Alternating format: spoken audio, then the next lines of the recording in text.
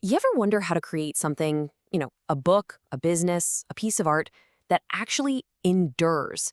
In a world that seems to celebrate what's new and then forget about it a week later, building something with real, lasting value is, well, it's one of the biggest challenges out there. So in this explainer, we're going to break down a super powerful framework for making work that lasts. It's a feeling we all get, right? It just seems like we're living in a world that moves on fast. I mean, think about the songs, the books, the viral trends that are absolutely everywhere one day, and then poof, they're gone the next. This isn't just a feeling we're having, it's the reality of our time. So, what's really going on here? Wow. That really puts it into perspective, doesn't it? We're not talking about ancient history here. 2004 was not that long ago. People and projects that were celebrated, hailed as masterpieces just a couple of decades ago can completely vanish from the cultural conversation. It's a pretty sobering thought, but hey, understanding the problem is always the first step to solving it. Okay, so to get to the bottom of this, we first need to really diagnose the issue. Let's take a closer look at what we're all up against. A culture that is just relentlessly, intensely focused on the present moment. So check this out. This number comes from an old children's encyclopedia. It's the percentage of biographies in that book about people who are no longer famous. At all. These were figures once considered so important that every kid should know them. But our cultural memory, well, it's fickle. 80% of them have become, as the source says, passé. It just goes to show that forgetting isn't a new thing, but man, it sure feels like it's on hyperspeed today. Now, while it's really easy to blame the culture, a huge part of the problem, it actually lies within us. Yep, in our own human nature. And that brings us to what we're going to call the conformist trap. We are just hardwired to fit in.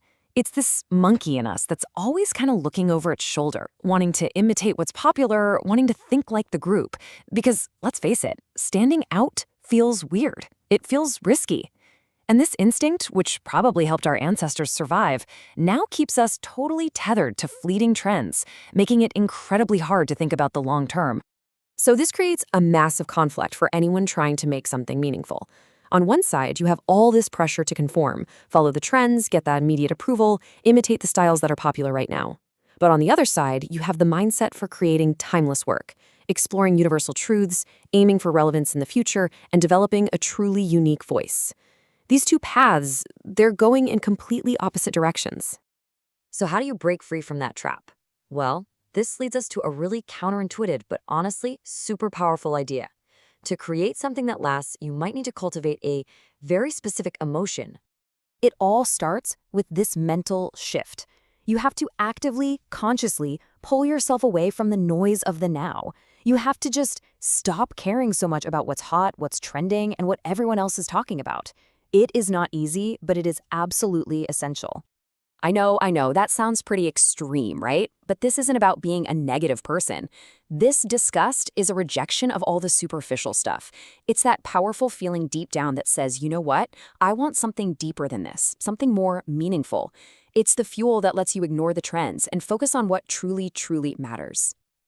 Okay, so we've diagnosed the problem and we found the right mindset. Now for the practical part.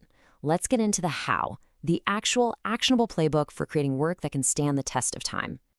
It really boils down to a pretty clear two-part strategy. First, you've got to anchor your work in the timeless themes of the human experience. And second, you have to intentionally draw your influences from a much, much wider historical lens, not just from what's happening right this second. So let's break these down. The first step is all about connecting with what it really means to be human. Our culture today often tries to avoid the big, difficult questions, right? But those are the very things that give art and creation their power and their longevity. Think about these for a second. Death, loneliness, anxiety, the messy complexities of human nature, the search for meaning.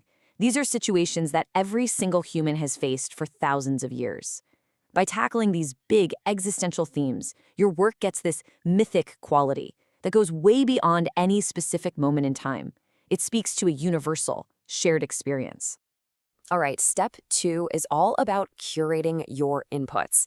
Think about it. If you only consume what's being created today, your work is going to inevitably be a product of today. To break that cycle, you have to expand your influences. And this means intentionally reading books, studying art, and listening to music from 100, 200, even 400 years ago.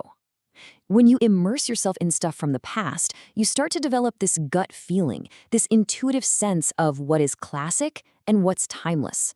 It helps you separate the signal from all the noise. And this all leads to a really simple but profound mental model, the 100-year test. As you're creating, just ask yourself this: will this still matter in 100 years? Will someone watching or reading or using this thing a century from now still find value in it? Thinking this way naturally forces you to focus on perennial issues and timeless quality. So, we'll end on this. The principles are pretty clear. Escape that conformist trap, focus on the big, timeless human themes, and learn from the broad sweep of history. Now, the question comes back to you. Armed with this playbook, what are you going to build or write or design that endures?